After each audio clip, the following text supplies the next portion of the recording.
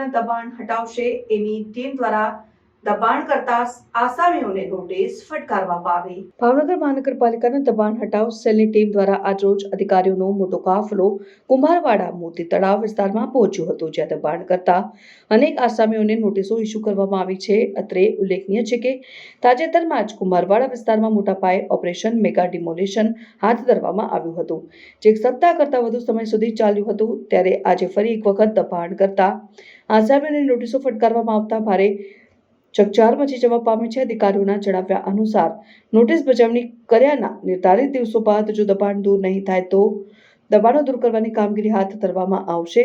Reporter Firoz Malik, Bhavnagar.